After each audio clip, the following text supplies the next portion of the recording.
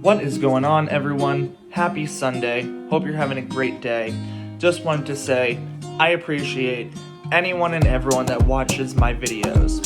As you can see, I'm just here in my apartment. I have no fancy studio setup. I use no fancy software. I'm just trying to show you that it's not that hard to film videos, especially for finance or for automotive, just by using what you have. You don't need a fancy microphone, you don't need a fancy camera, you don't need fancy editing equipment or a studio or like cool knickknacks everywhere. You don't need it. I'm just filming off my iPhone 11. That's it. I'm here, I'm sitting on my couch in my living room. I have a small-ish apartment, so the walls are just white. I just use this American flag because that is my decoration. And that's pretty much it. I really hope that people will grow with me with my channel to see what it could become years down the line. I've actually had my channel for 5 years now. I never uploaded up until about maybe 2-3 years ago. I had a 2 or 3 year gap where I just didn't upload any videos. So my channel is kind of old. It's 5 years old, but I didn't really use it that much. Now I kind of see the point in using it, and I do feel, I'm not that old, but I feel like I can share some pretty valuable information too. So I hope that you guys enjoy. Please consider subscribing. I am putting that into the title of this video. I would love to see, this channel hit 500 subscribers by the end of 2020. Let's make that happen. If you know someone that likes finance, if you like talking about finance, I will talk your ear off in the comment section if that is what you want. If you are, typing, I see all the comments. There aren't that many on videos, so I will get back to you and I will have a conversation even. I enjoy challenge. I enjoy people saying that this helped or this didn't help or what more do you want to know? So please consider subscribing. I don't normally do that very often of really kind of begging for subscribers, but I would like to see this channel grow and go places. If you consider liking a video too, if you don't like any of my videos, let me know that too. Let me know how much you hate me. Either or, I don't care. And it's a nice thing because, again, I want to see this channel grow and I want to see what other people could learn from it. So with that being said, I just spent almost 3 minutes talking about subscribing. What I'm going to get into today is what it's like to get a degree in finance and then a job in finance.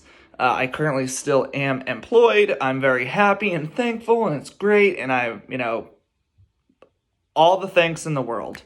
I wouldn't have the job that I have today, though, especially at the place that I'm at and the department I'm in, if I didn't go and get my degree in finance.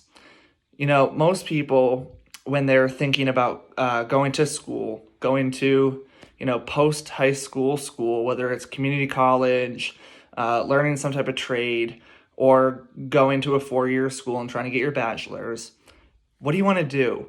And a lot of the times, you're stuck between a rock and a hard place because what you want to do might not be a great career path. It might not make you much money in the end. It might not lead you down the right road. Just for example, like people that are in the hospitality industry, you love going to hotels and going to Disney and you love going to theme parks and seeing that kind of thing.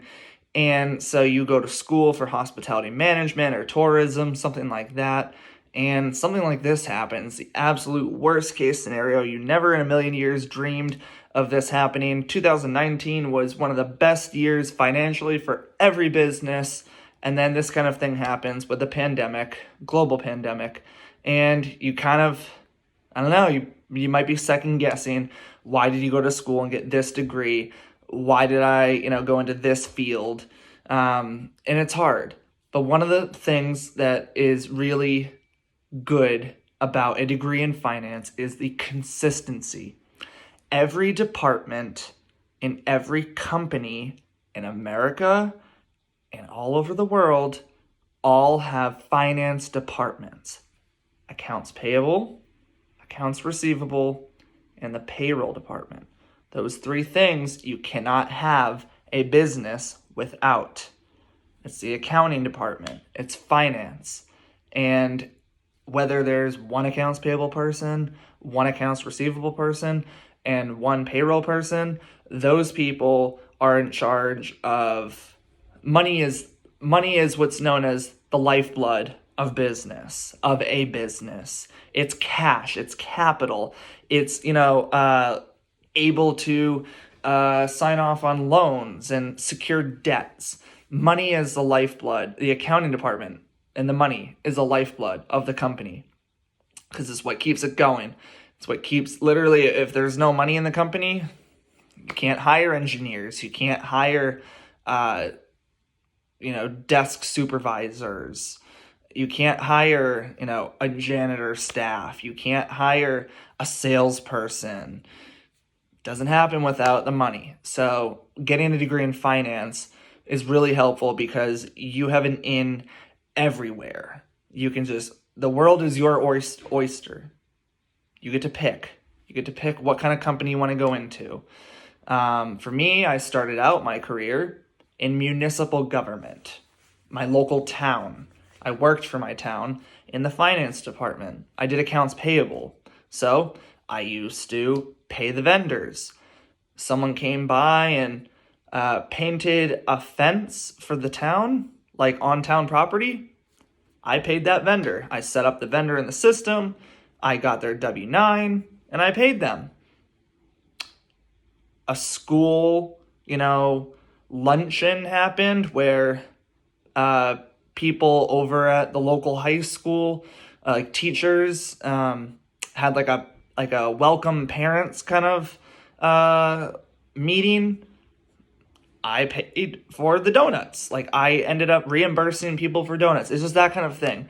So that's what I started out in. I started doing municipal government finance. And then I left that job to go to, in the same town, didn't have to go that far, a software company. And in a software company with a finance department, that's really solid. Like, if you were to consider us as bronze, silver, gold, or platinum, we're like double platinum. We're excellent. I have excellent numbers and have an excellent track record and just keep things flowing very well. Again, the lifeblood of the business. We keep it flowing. So that's pretty much me. That's my advice on getting a degree and what kind of degree to get and how you want to think about getting a degree and what kind of thought process should go into getting a degree. And I hope that the pandemic has really made people see that it's okay to not pursue your hobby. I loved baseball all throughout middle school and high school. I really wanted to go into sports management. I mean, what could I do with that after? What, am I going to be like a baseball coach? No, I don't want to do that. Pretty much the only thing you could do is become like an athletic director or go into like journalism or something like that, or like some type of low sales position in like a minor league sports team, hockey, baseball, working for a college in like their athletic department. It didn't really have too many prospects after it. So I went with the finance route. So I hope that this helps. I hope that this helps people reconsider what kind of degree they want. And yeah, if you have any other questions, please just let me know. And thanks, guys.